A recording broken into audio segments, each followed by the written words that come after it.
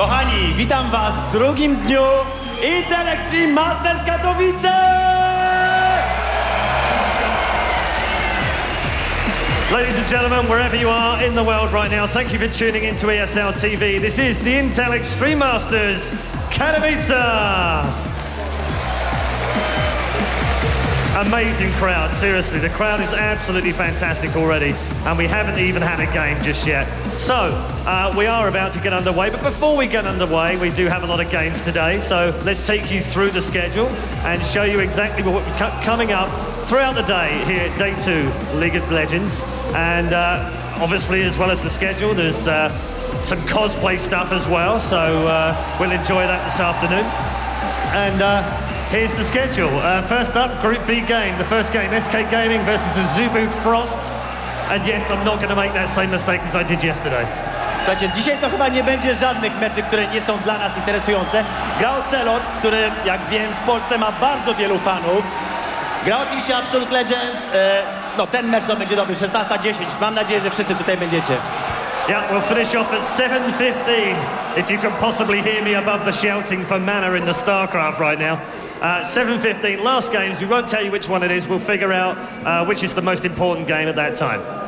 So, let's introduce you to the guys that are bringing you all the action today. First up, our commentary team of D-Man and Joe, and of course Jat is our third man as well. A teraz zobaczcie naszych casterów. Jat's actually the second man today. We're going to be kicking things off, but thanks a lot, Paul. Jat, day one, absolutely incredible. Came down to a tiebreaker in the end. Today, surely is going to be just as awesome. Well, I hope we don't get a tiebreaker today, but it's going to be awesome, I'd agree with you. The first game up is probably the most interesting one we've seen. Yeah. Like cough. Yeah, Jat is sick. He's passed it on to Demon. I'm the only one hanging in here from the caster desk with that one, so hopefully I manage to stay all fit for the next couple of days for this one. But yeah, as we said, first one coming up is going to be Azubu Frost versus SK Gaming. We're going to throw it back over to the stage and get the game underway. Okay, thank you very much, guys. That is our commentary team, of course, a three-man rotation. I'd love them to do a TriCast at some time. That would be amazing. We also, of course, have our analysts. But before we get to those analysts, we need a couple of teams, ladies and gentlemen. So, first up to the stage, all the way from Korea, Azubu Frost! Prosto z Korei, team, który jest jednym z faworytów, Azubu Frost!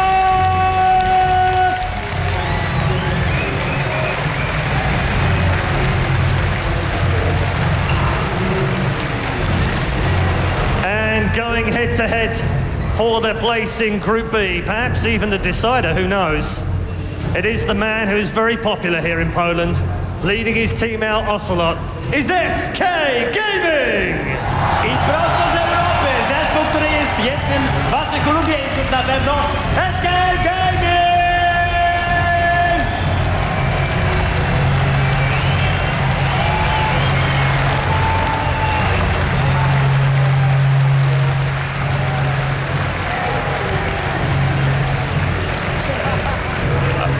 Okay, we're just going to have a very few quick words before these guys get underway. Ocelot, welcome to Poland. These guys love you. Yeah, they do, and they actually have been demonstrating it during a lot of tournaments. ECC Poland as well, and this is just amazing. And our only goal right here, right now, today, is making them happy. Not only them, the people watching at home. We just want to make you happy, guys. Okej, dobra, nie tłumaczę, chyba zrozumieliście, sądząc z waszej reakcji. Ocelot was kocha, wy kochacie Ocelota. Okay, well, I think you're doing that already. How are you guys feeling? Have you prepared well? It's been a bit of a break in the holiday season. Come back, first big tournament of the year. You're okay? We train a lot, actually, like before every other tournament, but we train a lot. We feel prepared. Let's see how it goes. I don't know the future. You know, I'm not an oracle, but we really feel prepared, and we got a. This is actually a really important tournament because we got a Polish guy, which is Kevin Rubiczewski. Well, witajcie Kevina! So more reasons for the crowd to cheer for him, to cheer for us. People will know how Kevin plays, you will see. All right, well, good luck. Let's hear from Azubu Frost. Okay, guys, it's been a long flight, I suppose. Tell me, how did you prepare for the match with SK Gaming? Do you have something special planned?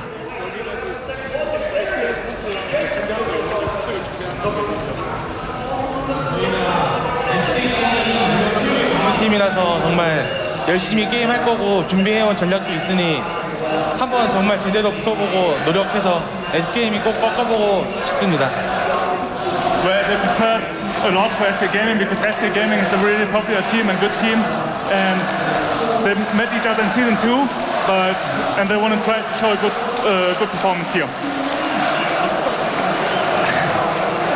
Dobra, Azubu zdaje sobie sprawę z tego, jak dobrym i popularnym teamem jest SK Gaming i na pewno biorą to pod uwagę, będą starali się grać najlepiej, jak umieją.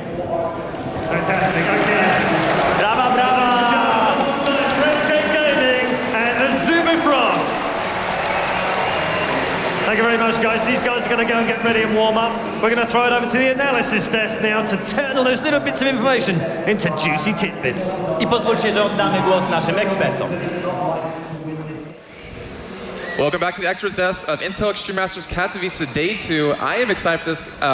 For this. I don't know how you guys are, but let me reintroduce them for you. We have Citizen Wayne, currently the AP mid player of Team Acer, actually going to be playing in the Season 3 qualifiers coming up this next weekend. And we have Panky, who actually currently works for Curse as a commentator as well. So guys, give us a little bit of a rundown of Group A real quick before we rotate into the Group B. We had really interesting games yesterday, especially the games around Gambit were pretty weird. Like they had a wacky start, but it turned out really good for them. Generally, I expect Group B to be a bit more close, maybe. The Polish team is going to be interesting as well, and yeah. Yeah, Group A kicking it off with that Blaze versus Gambit, that big grudge match that everyone was waiting for right at the start of the weekend. And Gambit were a little bit underwhelming. They kind of didn't really hit the ground running. Blaze came out, they walked all over them, and everyone was a bit surprised. But throughout the day went on, ended up with that 1-2 tie all the way through the bottom half of the group, and it really opened things up and came down to a 60-second difference as the tiebreak at the end of that. Party on the floor. That must have been an awesome photo, and I can't wait to see it. But Group A, really, really tight. Most people expected it to be the cut and dry group. Blaze, Gambit, that was the top two. Everyone thought that was going to happen. This group is going to be a whole lot tighter. We've got Fnatic in here, SK Gaming and Frost, and then the Absolute Legends Polish squad. Another team here on home turf like MYM, where not really seeing too much from them, but they've all been training. They've got a big year ahead of them, as do everyone in the League of Legends scene. So I don't want to write anyone quite off yet. This is going to be an amazing match to kick it off with. Well, who do you guys have planned as winning Group B and moving on to the playoffs as with Azubu, Blaze, and Gambit? I think most people see Azubu Frost ahead of the others for a good amount, and I think I agree there. And then it's kind of hard to tell because Fnatic, they had secret training, obviously, and boot camps for next week. And SK also didn't show what they practiced for a long time now.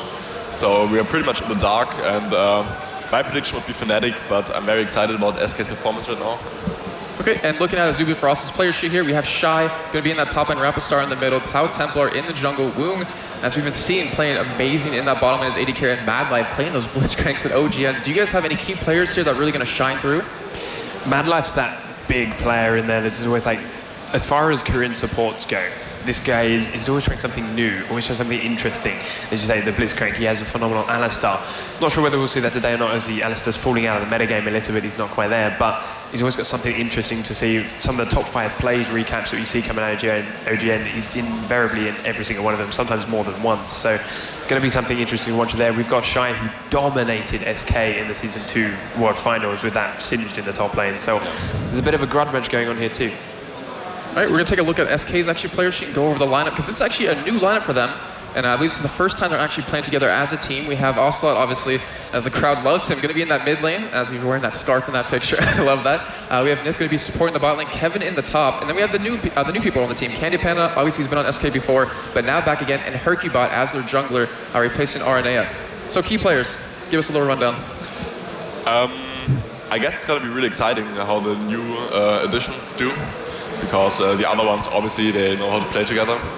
And I expect especially a lot from Hercubot, because I didn't see him on such a stage. And it's going to be interesting how he can perform, because he's a really, really good solo queue player, and I've seen him jungle well for a million times already. So it's going to be exciting what he pulls off here. Obviously, you can't think of SK without thinking of Ocelot. He is the key player for this team. Everything revolves around that mid lane. Going to be interesting to see what kind of champions he pulls out here, because obviously his big champion back at Gamescom, that Oriana that destroyed the opposition and took them through 2 World Finals and their place in Season 3, isn't really viable anymore. She's not quite as strong as she used to be. I mean, that's not to say we won't see her. You can fit her in, but it's a lot easier to shut her down in that lane now. So if they pick her, it's probably going to be later in the pick phase, after they've seen what Frost has got, and only if he's very comfortable playing it against whatever Rapid Star pulls out. So I suspect there'll be some other things in there. How much he's going to reveal this close to the start of Season 3, we'll have to wait and see. I know Fnatic, as you mentioned earlier, they've been scrimming, they've been boot camping, training for their qualifiers next week, have said themselves, they're here to enjoy themselves, they're here to put on a good show for the crowd. Unfortunately, they cannot put on their strongest performance because they've got to keep stuff secret for next week. SK already have that spot. Maybe they're not having to do the same thing. We'll see some more from them. Yeah, we really have to stress that we have not seen SK play in such a long time. They've been boot camping, keeping everything secret. Fnatic as well, preparing for the Season 3 qualifiers. We've seen Azubu Frost playing quite a bit in OGN, actually going to be in the grand finals against Najin Sword. So we actually know a lot about them, which, might give SK an advantage. Can you kind of explain, if you can get a lot of information on a team and they can't get information on you, Citizen Wayne, how does that really, pump you up or really help you out? It helps you a lot, especially if it's such an important tournament like OGN. It's really important in Korea, and there are a lot of games being played, and if you have like a background of 10 games to look at being played over the last month or something, it's fairly easy to judge how the opponent is going to act in which situation. For example, we've seen I think Shen and Eve banned every single time they were on the purple side. And if you look at these kind of things, you can kind of deduct the picking process. All right, well, we have the ban phase underway, as it will be on your screen in just a second. But what kind of bans do we expect here? Because we know what Frost has been banning out, but SK, we're not too sure. Yeah, in Group A, we've seen Elise, Kha'Zix, and Olaf basically picked or banned every single game. So these are going to be like top contenders today. Yeah, every match they were just taken out or picked. And Olaf, we saw, was devastating those games that he was let through the cracks. So I don't expect we'll see that. If we do, it's going to cause an issue unless they've got something up against it. But back to the point of Ocelot's Oriana, obviously Azubu don't feel that she's fallen out of the meta enough. They're going to ban it out instead. They really don't want him touching that champion. Well, Blaze did play her yesterday. We talked about it after. She's not completely irrelevant. That's what I was getting at. She's just a little bit more niche now. She's not quite as player against anything, going to win against anything anymore. It's still very surprising bans till now. There's still a lot of OPs or very strong stuff open. There's Eve, Shen, Kha'Zix, Elise still open. Kha'Zix, Olaf, like they could basically do anything at this point.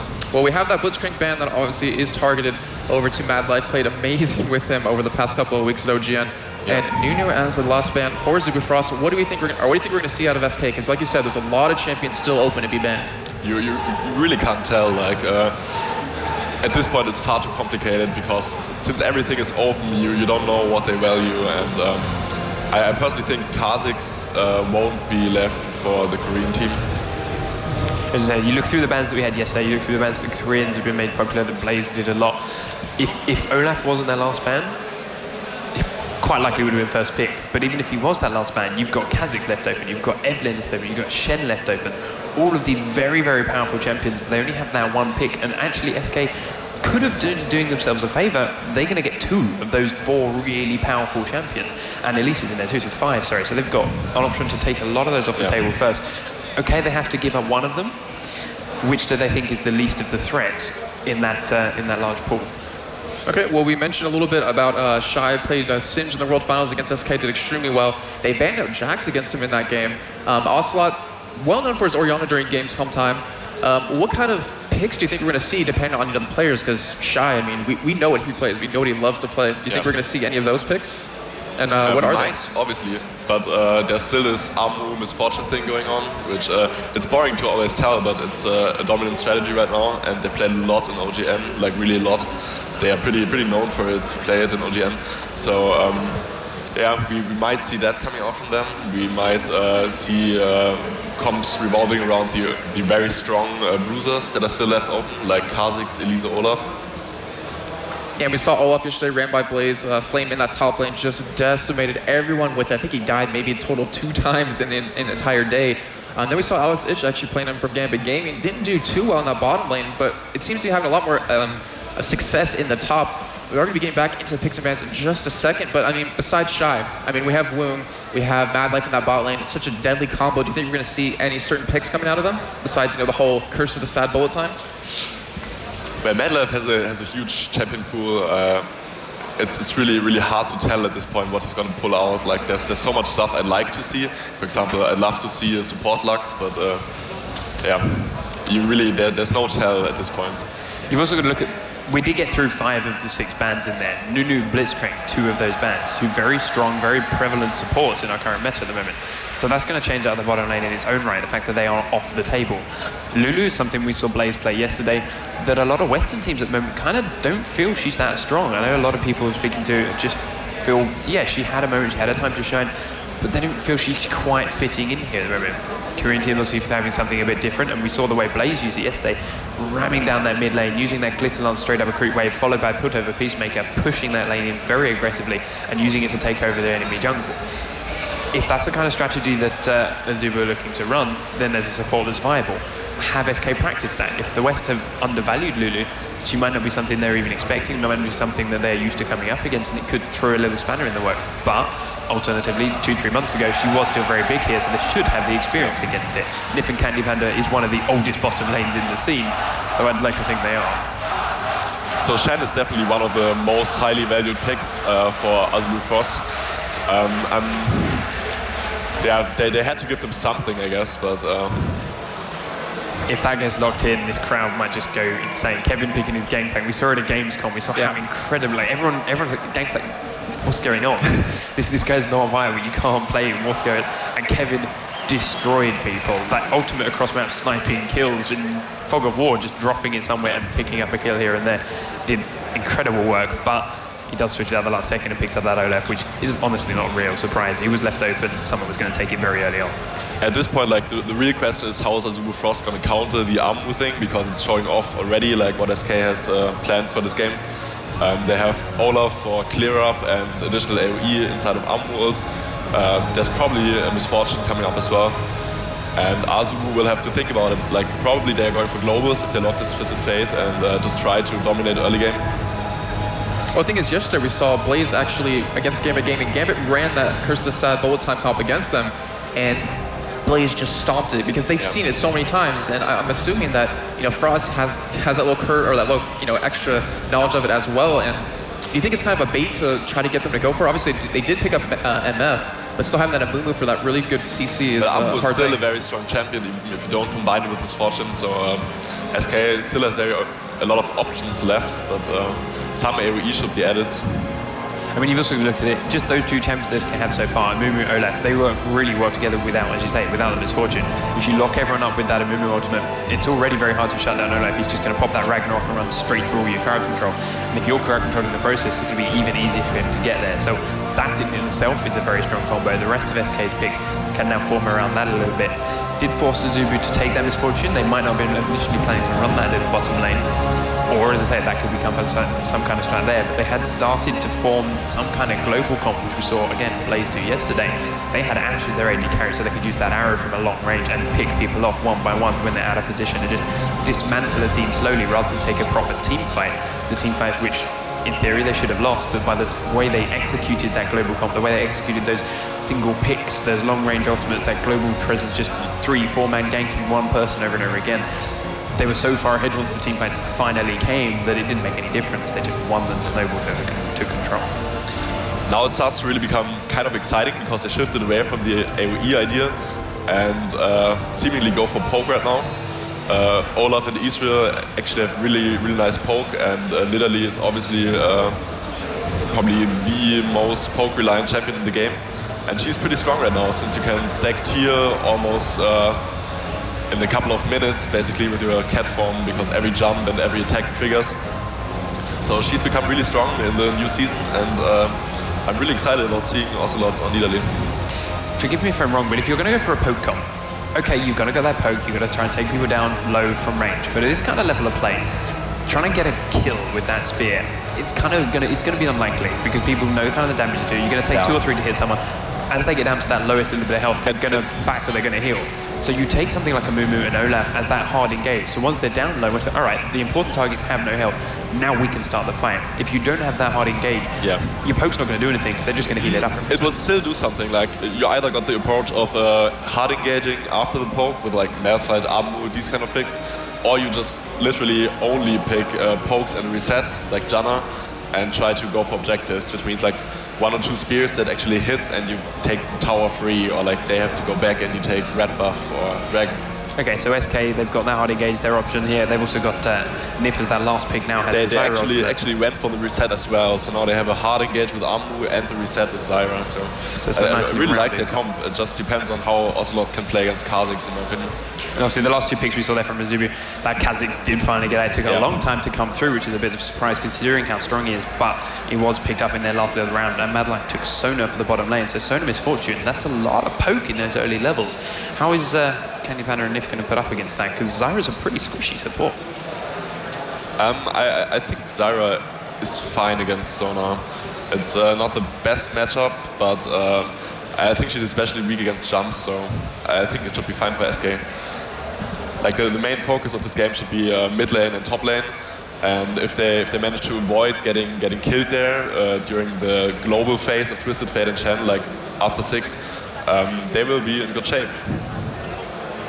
All right, well, we did see this comp actually ran by Blaze a little bit yesterday with the Shen, with the Twisted Fate, and with the Sona. Worked out very well for them. We're going to find out how well it works for Frost here, as they are finally loaded into the stream, or into the game. And we're going to go ahead and take you over to our amazing casters, Joe, Miller, and Jad.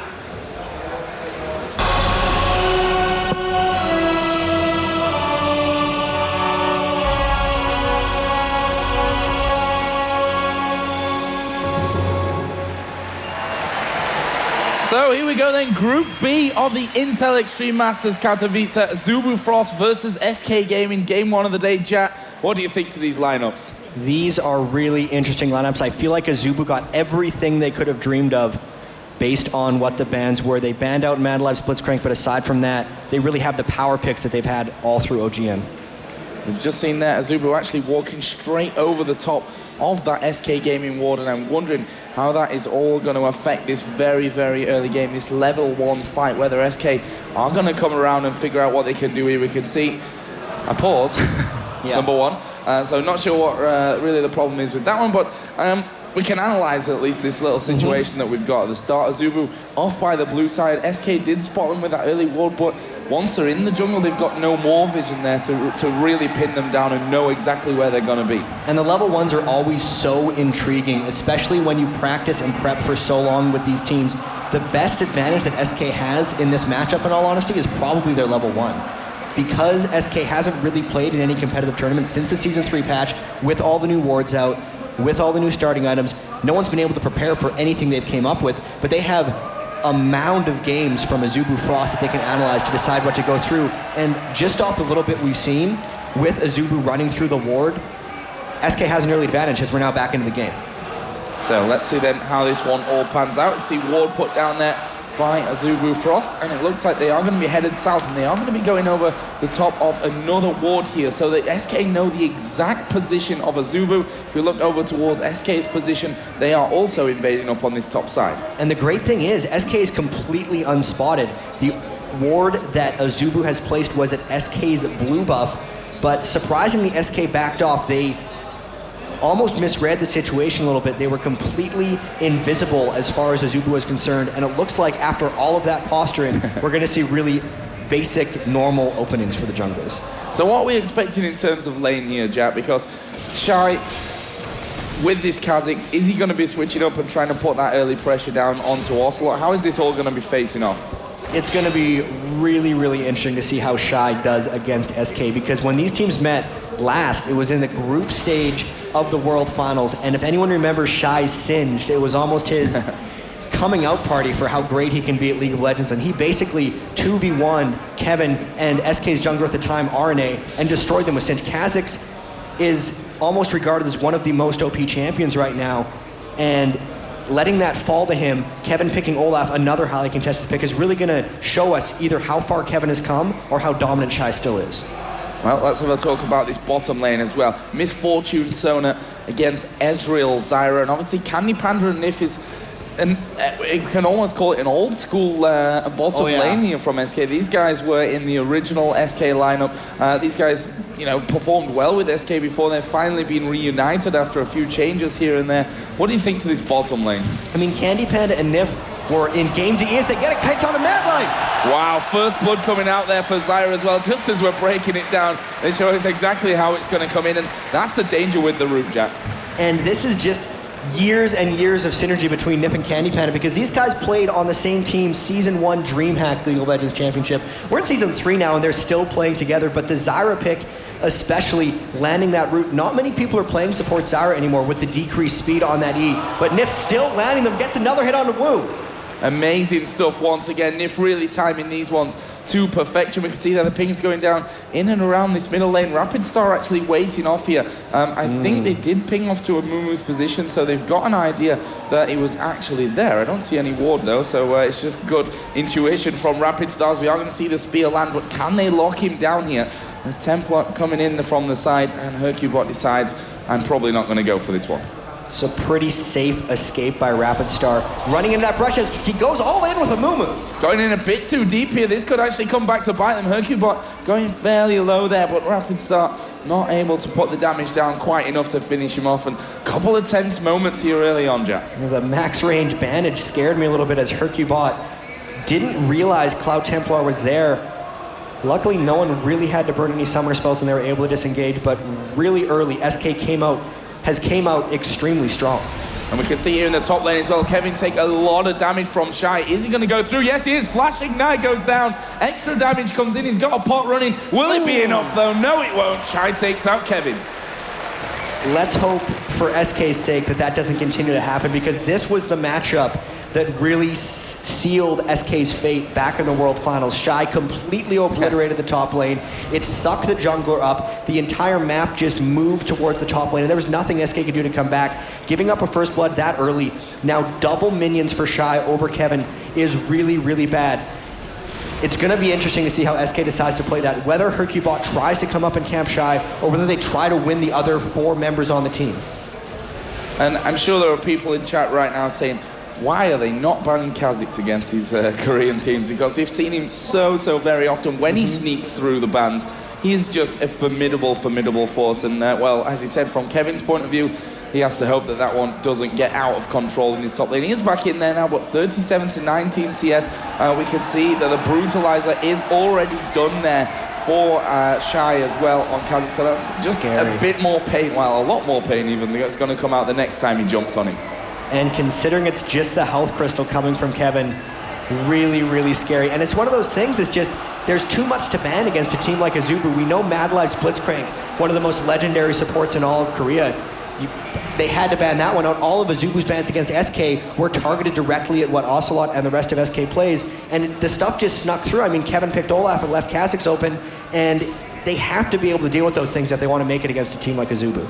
41 to 26 CS with that kill in Shy's favor as well. So Kevin gonna have to be playing defensive in this one. This bottom lane as well. I'm hovering over the key to get down there, because there's gonna be a very quick thing that's gonna happen in this bottom lane. We saw the roots coming out already from Nif.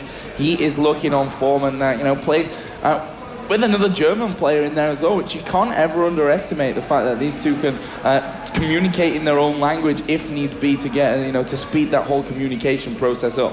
One of the subtleties of the European lineup, sometimes the language barrier does come into it, but I really got to hand it to Candy Panda and Nif getting that early first blood onto Wung and Mad Life. I mean, you pick something like Misfortune down there so you can bully the lane. The fact that they were able to take control of that lane fairly early and now hold that 6 minion kill advantage over them, just based on the reputation of these teams, SK hasn't done anything very impressive lately, and Azubu Frost has been dominating in Korea.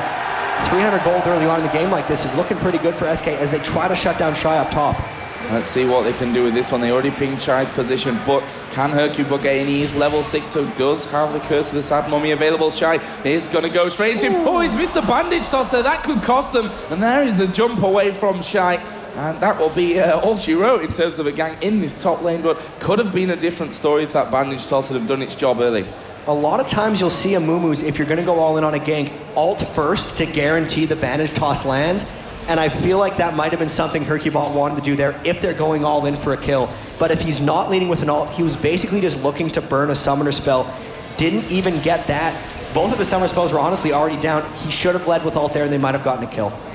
In this top lane again, Kevin being slowed out. Shy does have that level advantage on him as well, which certainly never to be underestimated. We can see that Shy only just level 6, and Kevin just level 6 and Shy halfway through level 7 already, 62 to 33 CS, keeping that double lead at the moment, as we are going to see actually here in the jungle. Ocelot and Cloud Templar just meeting up somewhat. Hercubot was there. The blue buff is now available to be picked up by SK, and I'm wondering if Azubu are going to have a go at it. SK's got to be really careful right here because Rapid Stars reached that point where Twisted Fate can just go anywhere. If they don't have vision on him, bot lane has to be careful, Hercubot has to be careful. There's the TF ult. Is he going? Yeah, he is going. It's down towards his bottom lane as Nif taking a lot of damage, but Rapid solo. Woong is going to take down Nif, though. That's the move that they were looking for. But here comes the teleport. Ocelot coming down. Curse of the Sad Mummy goes in onto Woong. He will cleanse out of that, but that won't be enough to keep him alive. But he does pick up the kill there, right at the very end of it. Ocelot going to chase down with a spear to try and finish off, but that won't be enough, even if it would have landed. A fantastic action-packed fight. Ocelot trying to counter Rapid Star's Twisted Fate ult with his teleport summoner spell, but it wasn't quite enough. Honestly, Woong squeaked out both of those kills. Double Up got both of them for him. First one with a bounce, second one just after his auto attack, and that really is a big win for Azubu because that was the lane they were having the most trouble with. Shy's completely fine up top because Woong and Madlife had given that first blood. In bottom, they really needed to take control. Woong getting that double kill with Misfortune might give him the edge over Candypan and Nif down bot. Yeah, and what has he picked up there? Straight into the Brutalizer, plus a Vamp Scepter. Got a Doran's Blade in there as well, so a good set of items for 9.5 minutes into this game. We'll see how that affects this whole encounter in the bottom lane. Obviously, Twisted Fate Ultimate, we've got to be on the ball with that one. Well, certainly I have, pressing the right buttons to keep following him when he's scooting around the map. But Kevin here going to be forced back home once again, around about halfway through level 7, and Shy is already up to level 9. So getting a little bit out of control there, Jack. Kevin's really just trying to get as much health as he can as quickly as possible because he does not want to let Shy get out of control. I really want to see how the item builds between Shy and Woong on Kha'Zix and Misfortune develop. I'm pretty sure Hercubot's just trying to harass Shy a little bit there because with the Brutalizers, we've seen really a lot of Brutalizers straight into Bloodthirsters and not as many Black Cleavers as I'd almost expected to see recently. With the double AD, I'd expect Woong to get the Black Cleaver early, but we've seen Bloodthirsters lately, so I'm just curious what they're going to go. So let's have a look at the CS across the map here. Twisted Fate behind to Nidalee's 10 CS, and well, obviously did go out of lane with the use of that ultimate. Ocelot did, though, follow it up with his teleport after that one, so it is Ocelot that's got the slight lead with that one. There's someone going a little bit low there. In terms of the top lane, we've already touched on that one. I mean, there's a BF sword now being picked up as well by Shy here, which is, well, even more pain, let's say, for Olaf, although it does have that giant spell now brought up. Jungle pretty even, 56 to 49. And down in this bottom lane, we are seeing the ultimates coming in. Madlife going to fall very, very low, but can they get in to finish off here, SK? They didn't want to be pushing their luck, even though Nif was on half HP still. They pretty much used everything to try and get in on that fight.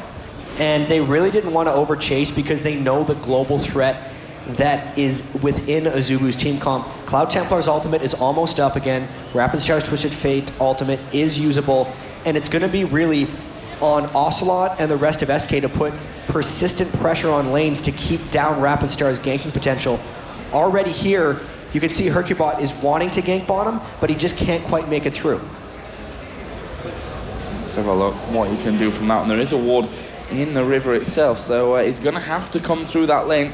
And for that, they need to push these minions back somewhat, which may even give the game away on that position. There is also a ward here in the brush as well, so even if Hercubot gets through, there's not a lot that he can really do about it, but instead just charges through the lane, tries to force them away somewhat. Look at this build item, though, on Rapid Star. He's got a Twin Shadows on Twisted Fate as he goes in for a gank bot. Yeah, bottom gank is coming down there as the ultimate coming out of Madlife, and absolutely crazy stuff there. Nif not having a chance whatsoever to survive any of that damage, and he goes straight out. There's the ultimate coming out of Ezreal just to try and force them away from this turret. This could well be the first one of the game. So I'm just going to quickly have a look up towards top here because Shy was only putting damage down. That's not going to be a kill in there. Meanwhile, we do have Ocelot here in the middle doing as much damage as he can. Once that Twisted Fate comes out lane, he tries to push this outer turret. And Azubu really put a bunch into that last gank.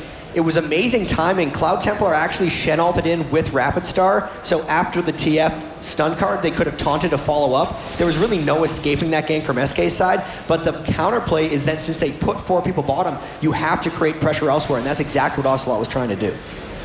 And as Rapid Start does come back into the lane, Hercubot coming off to the side there, but that's not going to be enough to get the work done. Ocelot did go a little bit low, but, well, he's got that heal. He's got great sustain in this lane, does Ocelot. Top lane, as you said, that BF sword was finished there on Shy, and he's maintaining, you know, around this 30 to 40 CS lead that he's had the whole time.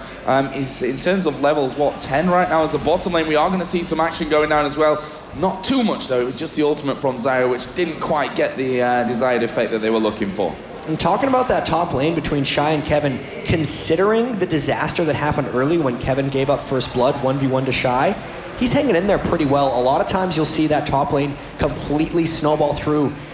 Kevin's done a good job keeping his distance, farming with his axe, and just staying in the game. It doesn't mean that Shy's not going to take over because he's completely free farming against him, but at least Kevin is keeping himself relevant. Now we've got a Mumu headed up in towards this top lane. Let's have a look at Shy's position. See exactly what he can do with this one. Does have flash available. Well, he's hard to pin down anyway, that's for sure. As we are going to see him jump away. Bandage toss will land. There is Curse to the side moment, but look at the damage. But Shy is going low. Ignite is burning, and there is the finisher. Kevin will pick up the kill, and that will bring SK back to 4-3 in this one. The goal a little bit still, though, in Azubu's favor. Hercubot landed the bandage that time, and it got them the kill, but you can see the immediate counterplay by Azubu, knowing that they just burned both the ultimates. Azubu's going straight down. They're going to get this one for free, and basically, SK is trying to trade the tower for it top. Yeah, and they are going to be surely taking this tower down with them as well. Actually, they've got no minions left on that. They're going to have to wait for that next wave. We'll see if they can actually get back around here, Azubu, and yet SK not wanting to go too risky on that. They know that Twisted Fate could end up coming to greet them, but that middle tower is taken down by SK, which is, you know, pretty much all Ocelot's work there. We saw him, yes, they lost those kills at the bottom, but he was doing a lot of damage to that tower, and, well, it's just paid off for them right there. And you can see it almost in the way he's building. The Tear of the Goddess and the Needed Sea Large Rod makes Ocelot really, really powerful. I've actually been watching that lane a bit more as we've been going around. He's landing a lot of spears onto Rapid Star, which is making him go back more than frequently. And in terms of the current vision that we've got going down, let's take a look on this one. It's pretty much just the traps from Ocelot there on that side. Not too much, though, down from Azubu Frost side of things. Let's have a look at SK, and you can see that they do have that bit more vision on their side of things. They are still behind. Obviously, they did lose out on that last dragon. So next one coming up at 20 minutes and 32 seconds. Still a good way to go for that one. But interested to see whether SK can finally push down this top turret, which they weren't able to do earlier with Kevin and Hercubot. So, quick recap as well. 2,000 gold advantage already accumulated for Azubu. So if it continues like this, it's probably not going to work out too well for SK Gaming. So you can see the Twin Shadows actually coming out from Rapid Star. That's the item he rushed. It's not that great in lane. As Kevin actually goes all in on Shy, he's going to chase this down, doesn't decide to dive. Yeah, landed the axe there as well. It forced actually the flash to come out of Shy. So flash burn, obviously Ghost was used by Kevin, but he knows he can take Shy low now, and that's the beauty of the Olaf, you know, build a load of health, and you're just naturally going to be doing a load of damage with it. He decided to go Sunfire Cape early instead of the Warmogs we've been seeing so much of. That's just a dual purpose, stopping the armor damage from Shy in the top lane and really making sure he stays in it. Olaf is quite the duelist, and he really made sure. A lot of times, Olaf is a bit of a counter to Kha'Zix in top lane. A lot of times when people will take Kha'Zix against Olaf, they'll throw Kha'Zix mid so he doesn't have to lane up against that, because once he starts getting his items like that, it's very tricky for Kha'Zix to be relevant in the lane. Right now, Azubu pushing up. They need to be real careful because Hercubot is waiting in the wings. There is the crescendo plus the the ultimate coming out of Misfortune. Hercubot, they're taking damage as well. And I tell you what, Azubu reacting fast there with Cloud Templar coming down with Stan United. And they're actually going to push in and try and get the kill here onto Candy Panda. He will arcade shift away. Templar has to back away. There was the flash out of Misfortune as well. And they don't quite pick it up. Woong was hoping for another miracle double up bounce there when he flashed in. He was trying to get the extended snipe. It couldn't quite work out for him. That was a bit of a funny situation because Hercubot flashed into ultimate, but then saw Cloud Templar Shen ult in and just whoa, decided to back away from that one. Still saving the Amumu ultimate. They lose the tower, but that could have been a lot worse because they didn't have to burn much, and Azubu did. And we are going to see second turret of the game in favor of Azubu Frost going down. That'll be the top outer turret, obviously, along with that bottom one. So, you don't need to be a genius to think that this middle tower may come under a lot of pressure in these next coming moments. And immediately you can see SK knows it's coming.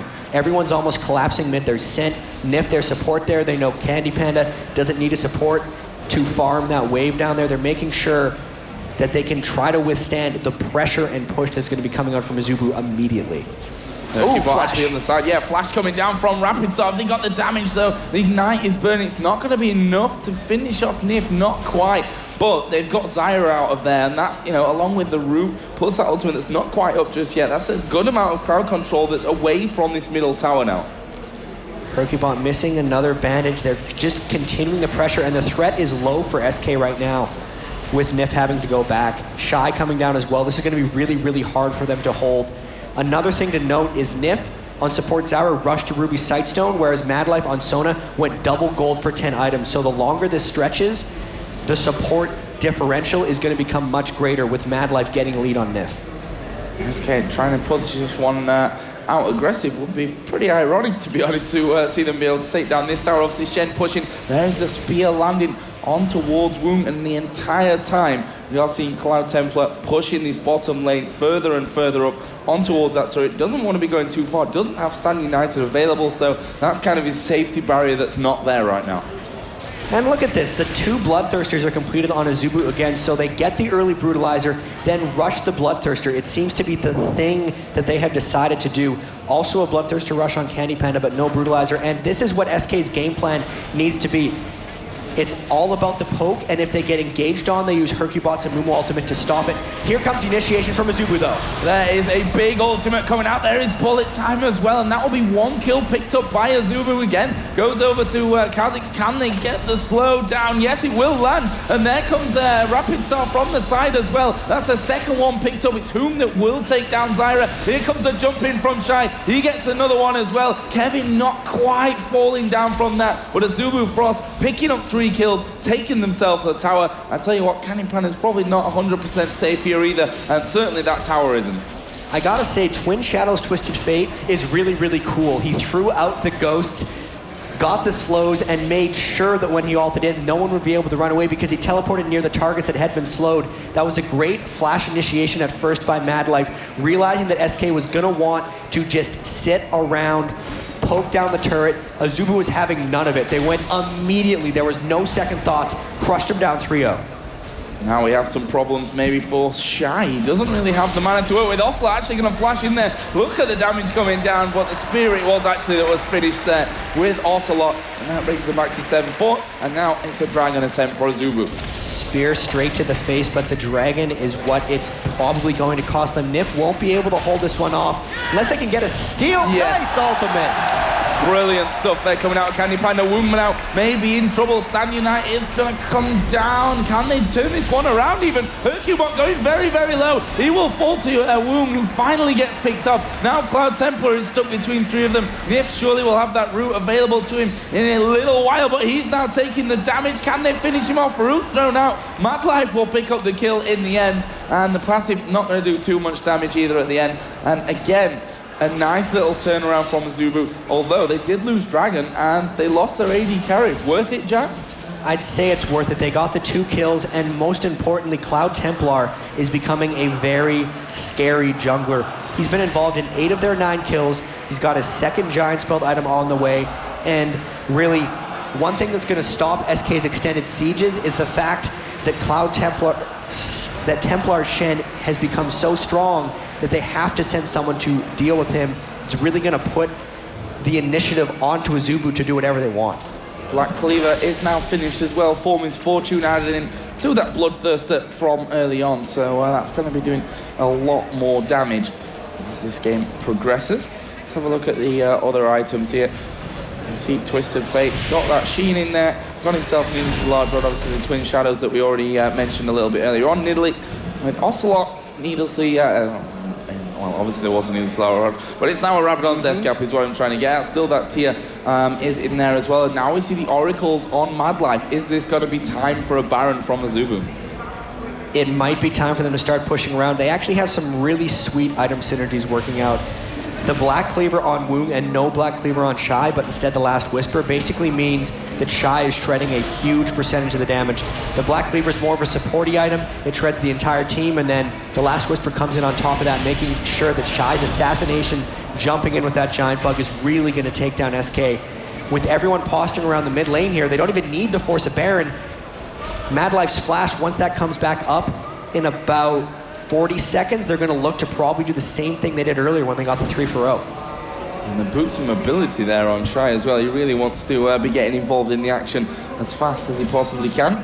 What are Azubu thinking now? Rapid Star actually headed down to the bottom, and you know they've got the perfect team for this one with the Shen in there, with the Twisted Fate. They can quite freely be pushing these lanes out. They've just got to be careful because SK have shown here, as we saw in the middle lane earlier on, that they're not scared of just pushing straight back. They got a few seconds here to poke back at them, but we know that Azubu is not down for this. They will try to initiate as fast as possible. Maybe SK is going to be able to peel off a little bit faster than last time because they got to remember how that happened. Mad Life's Flash just came back off of cooldown. They're poking back from the sides with Shy and Rapid Star. We could see a fight really soon here. Yeah, I think Azubu really getting ready for this one. The positions that they've got down, they've kept that turret alive, and that will force SK to somewhat back away. We know. Now this poke comp, that's good damage already coming out of those Nidalee Spears. You've got Ezreal in there, you've got roots from Zyra. A lot to work with from SK's side of things, but the problem is if Azubu get that initiation, if they get on top of them, well, we've already seen that it doesn't go too well for SK. It's interesting though because Azubu only has 3 members in the mid lane. Of course, their globals are split off to the side, but this looks like they might actually be trying to repel the siege a little bit and force SK into doing something else. Azubu holds all the cards here, in all honesty. They're the ones that are going to control the flow, and they've decided for a split push. Yep, Shen pushing up this bottom lane once again. Does have Stand United, so he can just do whatever he wants from this one. Ocelot is going to go over to cover. That's because basically he's got that teleport coming up next, so he can afford to move off to this lane. Very good choice there to send Ocelot to stop it, but the problem with that is you send your main poker to stop the split push, and your own push is completely destroyed, so they're no longer able to do their strategy, and they seem contained by what Azubu Frost has decided to do to them.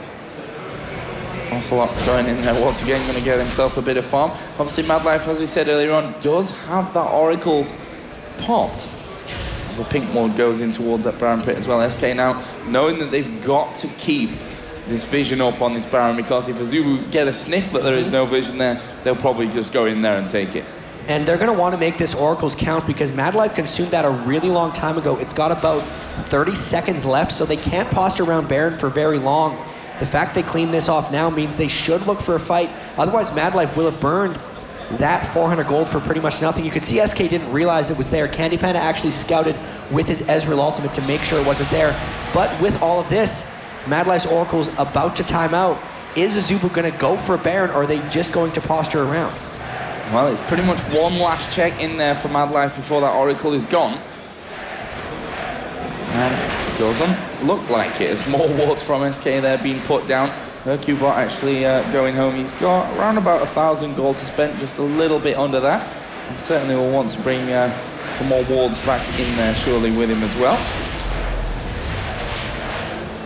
But still Azubu, I guess, you know, knowing that they've not really got 100%, that's a fantastic route coming out of Beautiful. Nif, right onto Rapid Star's position. We saw some great moves with that Intel Extreme Masters Cologne, actually, was, but that's exactly how you stop a Twisted Fate. That really shows you how much Nif has been practicing, though.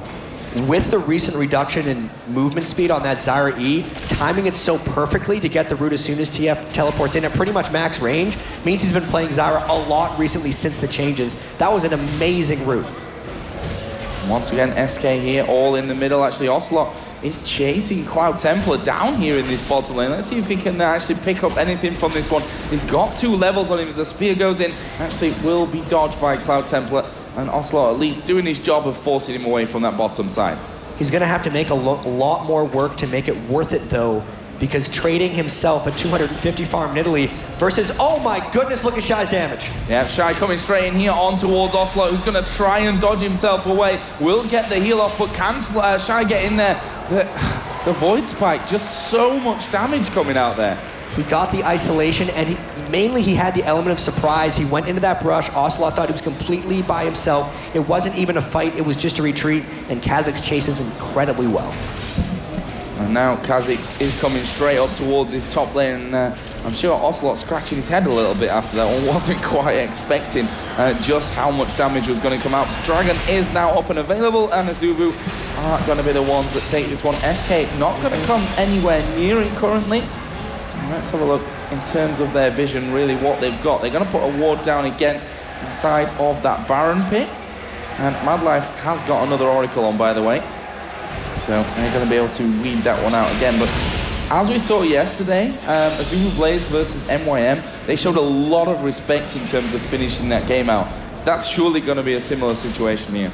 They seem to be taking this one slow. They're almost trying to bleed SK out. They know they have an edge, and they're not really taking any risks. It's a really volatile group stage, in all honesty. I mean, yesterday we thought MYM was in. We thought Gambit Gaming was completely out, and it can all turn on a single game, even if you have the other 2 in the bag. So really trying to make sure Azubu Frost really wants the 3-0. So even though they're up by quite a bit in this game and have had a lot of control, they're trying to take it slow. Again, though, this is the 3rd time we've seen the middle siege by SK. Will we see a fight this time from Azubu Frost? There's the flash. Here we go, they are going to push in. Here comes Stan United. Shy's right in the middle. Zyra ulti goes down. Doesn't do too much. There is a crescendo from the side. Here comes Twisted Fate. Curse of the Sad Mummy goes down. The targeting's a little bit all over the place here. Candy Panda will be forced. Taken down there. There's a kill back for Ocelot. And Kha'Zix, of course, did fall in that one as well. Can they turn this around and push Azubu back in this one? It was a 2-point in favor of SK. Bandage shot's going to land onto Woong. And then we will see Cloud Templar actually just taunting them away. Hercule bot going low. He will go down to Woong. Ocelot is falling low as well. Can he escape from this one? There is a power cord coming out and the finisher from Madlife. And again, it turns around, and Nip is not safe just yet. He will get taunted down. Woong picks up another one, and that is a 4 for 2. Oh, man. In what looked like a brilliant trade, turned right around. Because it was, in all intents and purposes. They got the initiation on, they repelled it, it was 2 for 1, and then they continued. That was when it turned. The damage dealer, Woong, was still alive, and they figured since it was just a jungler and support that they'd be able to take him. But Woong, Templar, and Madlife turned it so well, and SK was so disorganized in the way they went in with the flash initiation, Hercubot getting so far ahead of everyone else, it just turned on its head, and because of that, they're trading back a Baron as the ult just misses it. Well, we've seen Candy Panda stealing the Dragon that way, and he wasn't too far away from Baron, but close. As it goes, it belongs to Azubu, and that's the big thing to talk about in this one. I guess everyone's got good chunk of gold to spend, yeah. Miss Fortune 2,700. There is a Last Whisper added into that Black Cleaver Bloodthirster combo that we've seen already picked up, as we may see some action in this bottom lane. Rapid Start is down there with his Twisted Fate, but in the end decides not to push around for that one. So let's take a look at the big picture again. 14 to 7 in kills, 31 minutes in. Shy's sniffing around blue buff. This could be dangerous. And the big thing to note is it's about a 20% goal lead for all of Azubu, plus the Baron buff means when they look to push, they should be able to go really, really hard. They've gotten the big items. Shy's actually getting pretty tanky. Even Rapid Star is rather resilient on Twisted Fate. He's got 115 armor and 60 magic resist on TF, so when he goes in, he's going to cause a lot of distraction as well. They might try the split push, but as it has been for the past 15 minutes, Azubu Frost has the majority of the control and will dictate this match. Yep, they're headed up now towards his top lane. Could be expected. It's pretty pushed. Shen is pushing that bottom lane out as well. They know that Ocelot is going to be down there, so that's a perfect opportunity here for Azubu players to push straight down. Let's have a look here at bottom, because Ocelot is doing damage onto Cloud Templar, but to be honest, not really enough to force him away from that one. The other four from Azubu Frost are pushing down, so it will take that inner turret. That's the second one of the game, of course. The middle one already gone down as well, as we are seeing Ocelot again chasing in, but I'm not sure that he's got the damage for this one. He's going to be forced to retreat away, and Cloud Templar just showing that he is very, very strong and a force to be reckoned with. They've got to deal with him at some point. Jungler for AP mid-middle is not the best trade for them. Yes, he has the teleport up, so he will be able to join if they fight, but this is still going to extend Azubu's push if they decide to continue to go on for that inhibitor. But they might just cycle all the way around, get all the outer inhibitor turrets going, and really, as we saw their brother team, Azubu Blaze, do yesterday, Azubu Frost is really taking their time with this one. Yeah, really giving SK the respect they need. And if we call a group of death, it was hard to say, to be honest. But SK Fnatic, Azubu Flays, Azubu Frost. Flays, that's a new one. And absolute legend. Poland obviously as well in this group, but the big three, I think it could still go either way. Obviously it depends what the likes of SK could show us in this tournament, what Fnatic want to show us, since they have that qualifier for Season 3 coming in next week as well. And we've even seen, I think it was Crepo from CLG EU said that he thinks SK is a lot stronger than Fnatic right now because they've been practicing so much. Obviously, SK's already qualified for the European League Championship Series, so they don't need to hide things like Fnatic does, but the rest of this group is going to be very intriguing as these teams battle out. Here's the TF ult. Are they going to initiate? Where'd he go? Yep, they're going straight down on towards Ocelot, who's going to try and escape this one, and seemingly will as well. No, Flash Stun card comes out. There's the wild card, and the finisher from Cloud Templar. Good move from Azubu, and this surely will be a turret down in the bottom as well. Actually, the minion wave's quite pushed down there. It's the misdirection almost. You think that Shen is going to be the one to collapse in with the rest of the team, and they collapse onto Shen. I feel like Ocelot got completely caught by surprise, getting the gank onto Shen instead of just having to repel him. That was really smart by Azubu. That will bring them to 15-7, 58.5 to 44.7 thousand gold. And they've just got a brilliant team for this little setup that they're running. Shen, Twisted Fate going down there at the bottom. Obviously, Twisted Fate doesn't have his ultimate just yet. But in the top side, they've got Shy, they've got Wound, who's going to be doing, between them, doing so much damage. And then they've got the control out of Mad Life if they do have to retreat with the Crescendo. And as they put pressure on the bottom lane, it's almost like, what do you do against these guys? We saw yesterday, and I know Frost and Blaze are not the same team, but they have some of the same management and they do practice together frequently. And we saw Gambit Gaming try to just pick almost the Korean meta against them, and they got stopped because they knew how to counter it. And here SK pretty much gave them the Korean meta, tried with their own strategy, and they're getting stopped as well. So what is going to work out against them? This is just a stranglehold of a push. Yeah, Ocelot needs to hit a lot more spears on his on the defense here, that's for sure. As we are going to see them come in, Root comes down, but that's not quite enough. Wound does get hit, but there is the slow out of Kha'Zix. They should stay safe from this one, although Hercubot is chasing down as well. Can they cut Wound off from this? He's going to try and get in there. Ocelot throws another spear, which doesn't quite connect, and Misfortune is pretty slippery, that's for sure. And as a Twisted Fate ultimate put down as well, and instantly SK decide, let's not push it, let's not push our luck too far. Yeah, they've seen that one before. The Twisted Fate all comes in, and then for some reason they tend to lose team fights after that. It was really able to scare them off. But in all honesty, that was not something Azubu was going to initiate on. SK probably could have kept chasing, and they realized that as they didn't get pressured whatsoever, taking down the turret and trying to continue this push. And now they have taken down that inner turret. Obviously, the first one for them of this group stage. Let's see if they can push it any further though. Azubu Blaze pretty much all in the close vicinity. Cloud Templar actually is going to head himself, I think, straight up towards that top lane. No, he's just going to put a ward down in the bush, but may end up just going once again towards that split push position. The Rapid Star ultimate, round about half of its cooldown right now. And Shen is going to go and do the same over and over again. And it took them a while But finally, Azubu Frost has some pretty good auras here. The Runic Bulwark got completed on a Cloud Templar. He built that after he'd already completed Sunfire Cape and Warmogs because he needed the first 2 items for split pushing and then said, all right, now when I come into team fights, we're actually going to win. Then also the Zeke's Herald onto Mad Life, something we haven't seen too much of since it got changed to giving attack damage instead of attack speed, but it's still going to help them overall in these team fights with the group lifesteal. Completely dictating the pace, getting another dragon as they controlled it the whole game. It's desperation time for SK at this point. They've been getting bled out for so long, all of them running down mid lane, trying to rush that tower. Yeah, they are going to be trying to push in from this one. Azubu Frost are pretty much all going to be coming back, except, of course, from Chen, who's pushing straight through in towards this inhibitory. Ultimate is going to come across.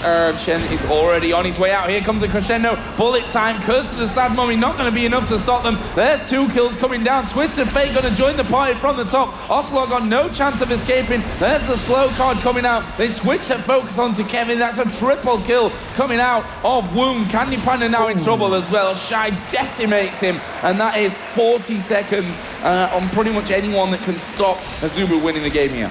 Really nice execution the whole game. Brilliant flanking in team fights. It's not always just TF coming in from behind. We've seen fights where Mad Life gets behind. Templar comes in pretty much whenever he wants with those Shen ults. And that was the desperation move by SK. They were tired of getting bled out, and Azubu said, thank you, we'll take the win. Gets the ace, pushing straight up mid for the win. First Nexus turret going to fall here. Still 4 seconds until the support comes in. Then you've got Mumu in 8, but that's never going to be enough time. The Nexus is going to fall, and we are going to see Azubu Frost taking game number 1 of the Intel Extreme Masters Katowice. Group B taking down SK Gaming. Good game, chat. But again, we said this yesterday about Azubu Blaze. That well-oiled machine from Korea is looking strong again. Early on, everyone's predictions of Azubu's taking both groups, at least early on today, look like it might happen again. SK practiced so hard coming into this tournament. We talked with Ocelot earlier. He said, this feels like Gamescom when they beat COG EU 2-0. That's how good they felt coming into this tournament. So losing like that to Azubu in the first game is a statement by Azubu Frost in itself. We'll see if SK can pick themselves up after that one, win the next 2 games, and still move on. Well, we know SK to be a real momentum team. If they get down, they don't play very well. If they're on a roll, though, if Ocelot's in screaming mode, let's call it, they naturally just play better. So Ocelot needs to kind of rally around his team, you know, make sure that they say, wipe the slate clean from that one. We've got 2 more games in the group to go with. We need to win them both. You know, they don't technically need to, but better to be safe than sorry and go 2-1 in the group. They probably need to win the next 2, and that's true. Maybe we'll see if that team has matured and moved on to a point where the 1 loss doesn't put them on tilt. With all the practice, with the security of being in the Season 3 League Championship Series, we'll see if they can do it here in a huge stadium, because honestly, there are so many people here watching. Yeah, really, really impressed with the crowd that we've got here at Intel Extreme Masters Katowice. What we're going to be doing now, though, of course, is throwing it over to the experts desk, and they are going to break down that game between Azubu Frost and SK Gaming. Welcome back to the experts desk, and that was quite a game number 1 to start off the day. It was very close early on, but it kind of just slipped out of SK's hands. Let's just give an overview of both teams, you know, in the level 1 action, in the laning phase, in the mid game, and towards the late game. Well, it was a very exciting start actually, because Kazik started red pot. I really like that approach. It's extremely offensive, and in the end he got a deciding kill with it and kind of doubled all those stream kills and made it worth it. So that was like very, very bad for SK at that point of time, because if Olaf survives it, he naturally has a lead on Kha'Zix just because he uses red pot. Yeah, as you say, it was a big investment to start with. You do get a lot of health, you do get a lot of damage from it, but you've got to make use of it, otherwise you're just wasted gold. It's 4 minutes of a buff that you do nothing with. Yeah. But Kevin stuck in there, he did his best to get his crease score up, used that undertow, threw it out as far as he can. After a couple of attempts from Haiku Bot, he got in there, finally landed a bandage toss, they got that ultimate off, that Curse of the Sad Mummy, locking Shy in place, and then Olaf just showed us why he's been such a common pick and a common ban for so long. All he had was a Giant Spell and a Ruby Crystal, and he tore through Shy's health. So he was still very strong despite being shut down for so long. did start coming back later on. You can see it towards the end of the game, just more and more health items, just health item after health item, and he was still a phenomenal force. But unfortunately, Frost was just way too strong. Yeah, the problem was if Olaf doesn't really manage to suppress Kha'Zix on lane, I feel like Kha'Zix just does way more if he has Shen as backup. And they had enough CC and they put it on very well every time, just because they were slightly ahead. And like it's very, very small difference between their comps actually, like what they need to work. Like they only need like a tiny advantage, and the split pushing and the poking will work. But Azubu was slightly ahead, and SK got no chance to poke anymore, because they could just like split up and still defend with 4 people, and Misfortune's bull time if anything happens. And yeah, you mentioned the Kha'Zix Shen combo replay, where in fact we're able to jump into, will show that exact thing. Shy leaping into the middle of the SK team while he's got Cloud Templar channeling that Shen ult on top of him, while Cloud Templar have obviously been pushing the bottom lane. Suddenly there's a Kha'Zix and there's a Shen in the middle of SK, and they're just split off and have to go in all different directions. So we'll see that in the fight at the moment. It's about 29 minutes in. 10 kills to 5 in favour of Frost at the moment, and SK, they're pushing up in that mid lane, trying to get some pressure onto this tier 2 turret, but with a very quick flash engage come out of Rapid Star, the fight immediately will break out. So Just go ahead and walk us through this and kind of just break it down, because we're going to go slow if I'm not mistaken, as we I think it was a very confusing fight, so going slow is kind of the only option. What I really like is that Twisted Fate went Twin Shadows. It kind of came up I think a month ago or something in Europe. He starts with his engage and doesn't quite get it, because Israel is a very mobile carry and can just cleanse out of it. Misfortune misses her bullet time, kind of. She only hits like 2 tanks, which aren't really affected by it. So Azubu takes this fight very split and kind of miss important engages and ultimates. Actually, let's just pause it right here real quick. The trade between Candy Panda and Shy, how did that really affect the fight? I mean, was it a worth it kind of trade? It's tough to say. I mean, SK comes out ahead just because 3 people on the left actually go for Candy Panda. Like in a normal situation, you would say that he splits to the wrong direction just because he splits away from his team. But in this situation, SK can group on the remaining people, so I think it's a good move by Candy Panda actually. Okay, let's go back to the replay and just kind of finish up that team fight for you, since it was a relatively long one. Yeah. Well, nothing happening right now really. Like Twisted Fate was in his hourglass and gets bursted afterwards, which is kind of obvious. And SK actually goes out ahead of this fight, and they were behind pretty far, I believe. Yeah, it was a 2-to-1 fight right there, and then they switched in advance. Kind of explain what's going on here. What's happening now is they finally see the chance to play their poke, because they've just been like thrown around the map before with all the global stuff from Azubu. So now they try to put pressure on one tower and actually catch them. But I guess they didn't expect Misfortune to be as fat as she was, and just miscalculated. There's not a lot to say about this, just like bad engage. yeah, they kind of underestimated quite how strong Azubu were at this point. And Haiki bot a little bit overconfident perhaps. Flash, bandage toss in onto Misfortune. She just cleansed straight out of it and turned on and did a whole lot of damage. They could have just taken their time and healed up immediately and tried to put a couple of spears in, and they would have still had time for this Azubu flash engage. Yeah. I think they should have like waited a bit and healed up, because Nidalee actually, if she's AP and Ocelot and Rabadons and Seraphs, it does a lot of heal. I mean, we saw in all fairness the pressure they did put on their mid turret before and after that fight. Woon was catching a lot of spears. He took a lot of damage from those. So if they just sat there under that turret for a while, Ocelot threw more of them out. There's every possibility they caught 1-2 more, and then they could have done that hard engage. Azubu actually went for very early Bloodthirsters on Kha'Zix and Misfortune, so it's a very good idea against poke, because even if a spear hits you, you'll just heal up anyway. Yeah, which is, as I say, constant waves coming in, Misfortune just clearing them all out very quickly.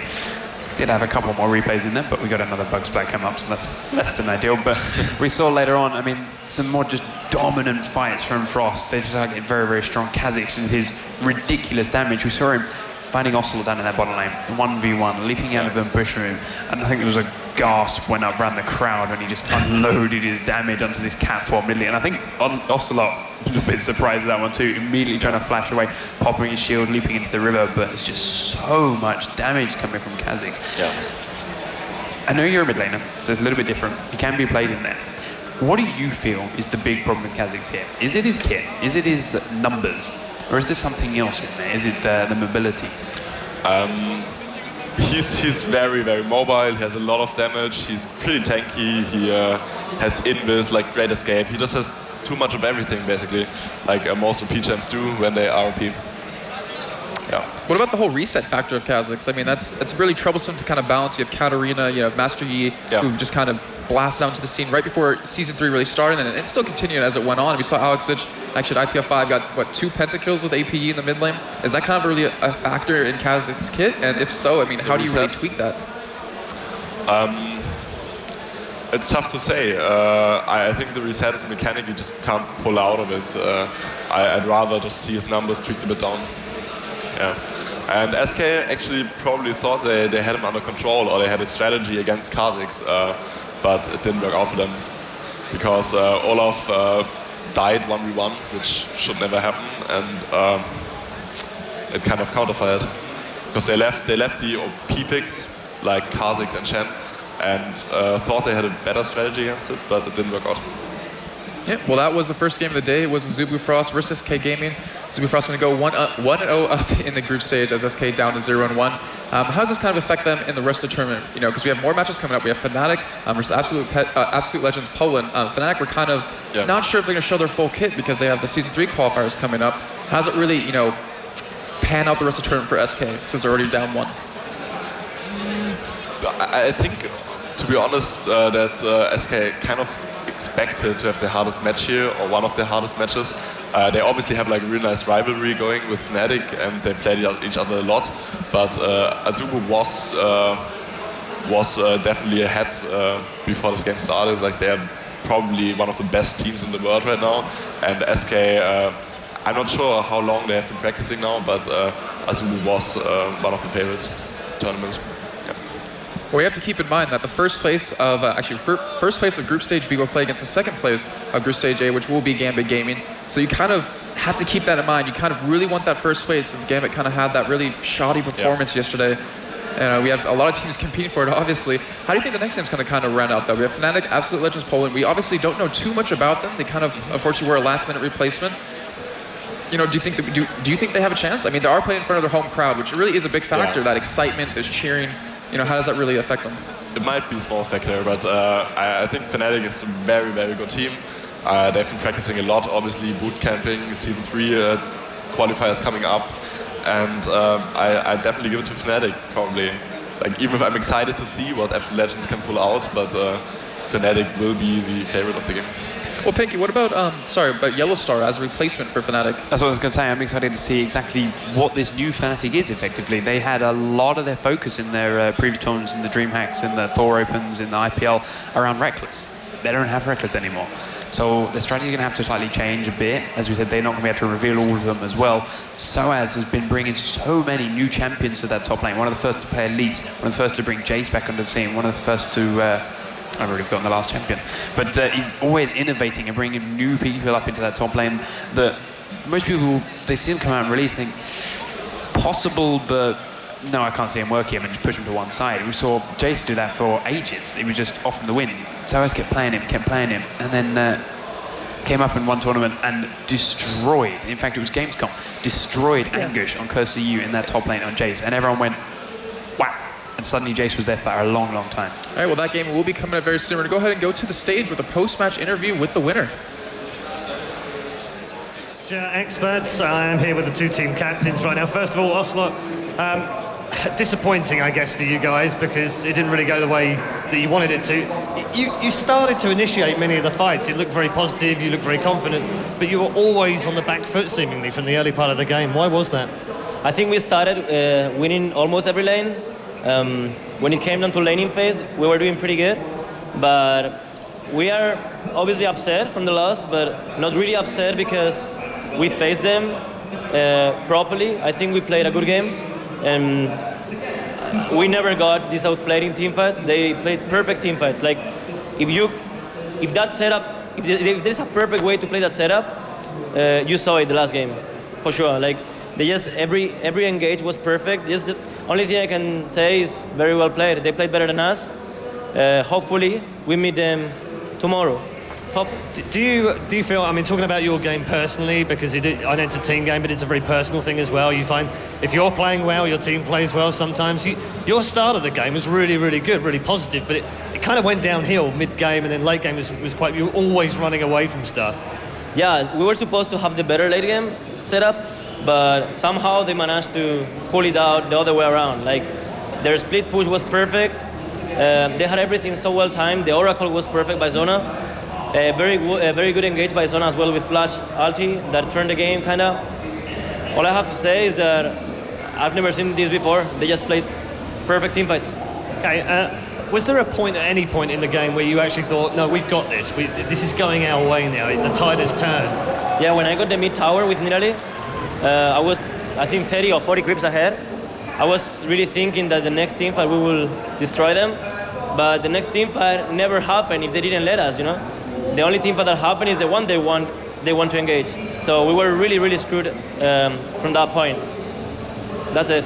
Difficult. Talk about top lane for a minute as well with Kevin. That was a classic matchup at the top lane, and with Olaf as well. He went one down early on, but then he got some help, he got it back, and that was quite even, wasn't it? Yeah, Kevin is a guy that he barely loses a lane, and if he does, he doesn't lose it very hard. So he's the perfect guy you want in your team. Well, thank you very much. Ocelot, ladies and gentlemen from SK Gaming. Okay, and now a question for the captain of Azubu Frost. Guys, this is a question that I always wanted to ask Korean players and basically Asian players. Where does your strength come from? Why? How do you do it that you are so powerful? 잘하는지 물어봐요. 계속 궁금했대요.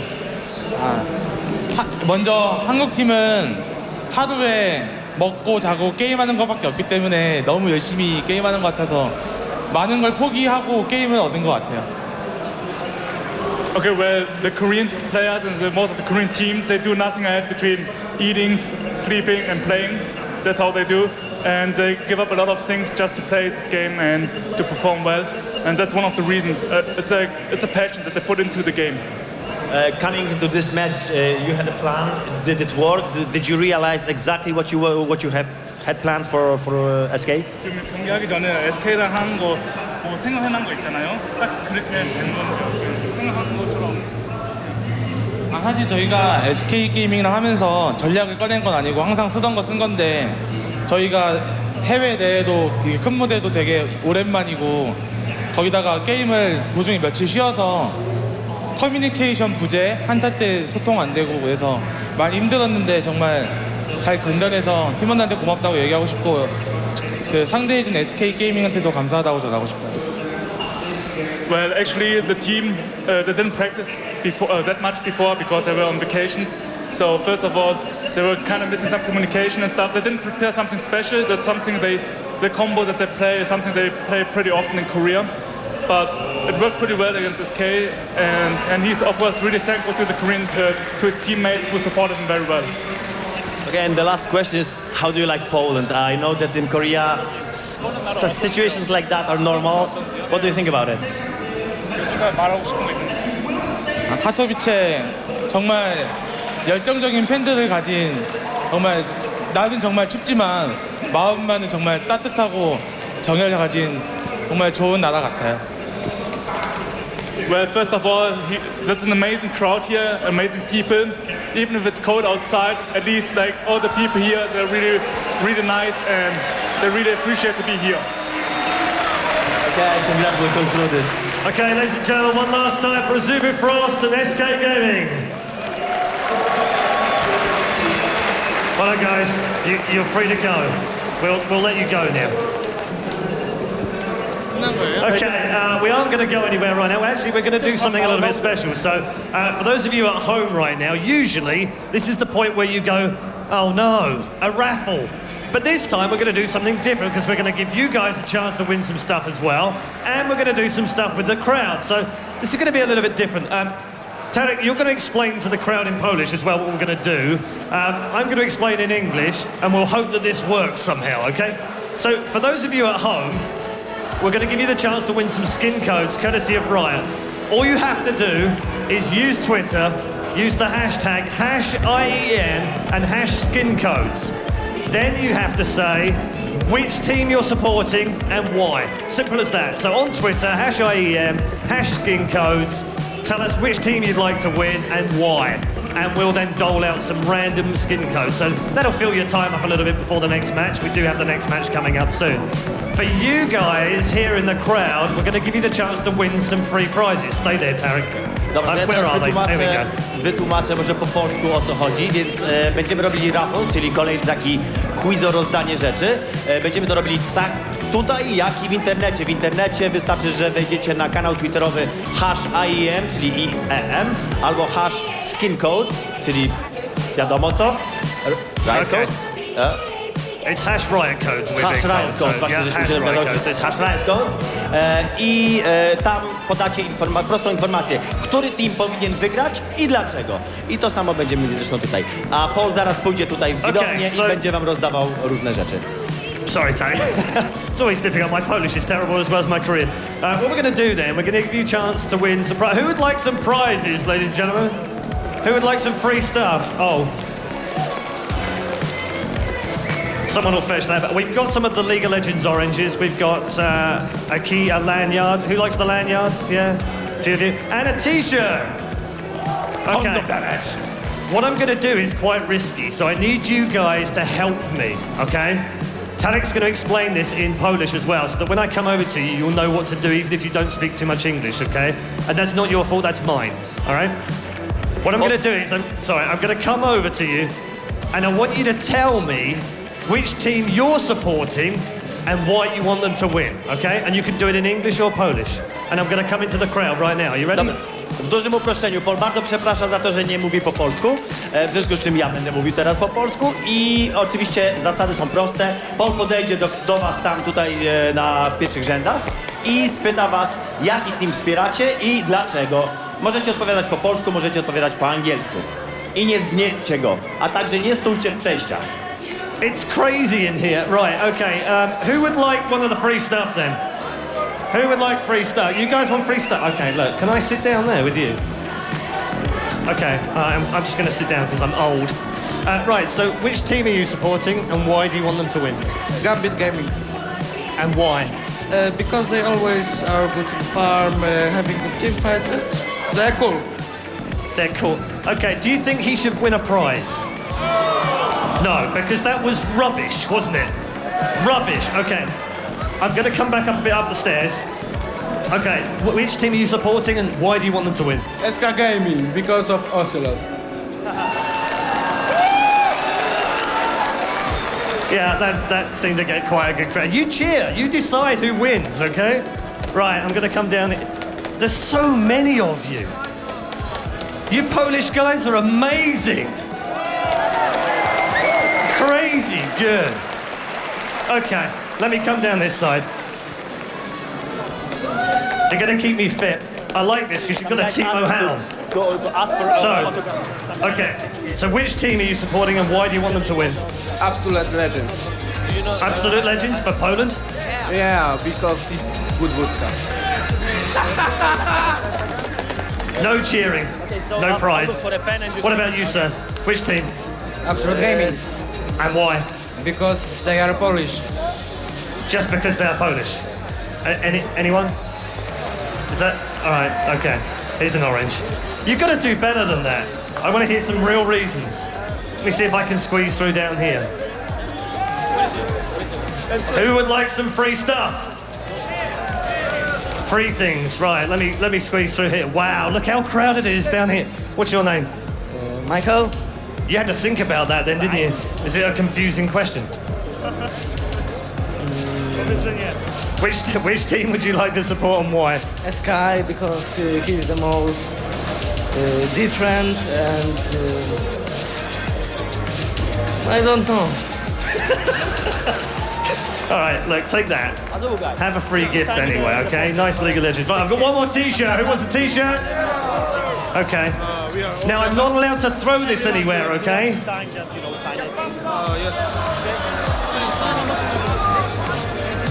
I know. Excuse me. Excuse me, we're doing a show. Could I get through? Is that okay? Can I get through there? Excuse me, Mr. Security. Okay, we have to move from here. We have to move. Sorry. Can I come on the stage? Oh, thank you. Hey, that's better. Right, I need to come through it. Sorry, excuse me. Okay, ladies and gentlemen, thank you very much. You guys are awesome. And don't forget as well, you can join in on the internet, on Twitter, #IEM, #RiotCodes. Tell us which team you're supporting and why in the most brilliant way you can think of. And we'll send some skin codes out of there, courtesy of Riot. We'll be back very shortly. We're going to take a quick commercial break and then more League of Legends.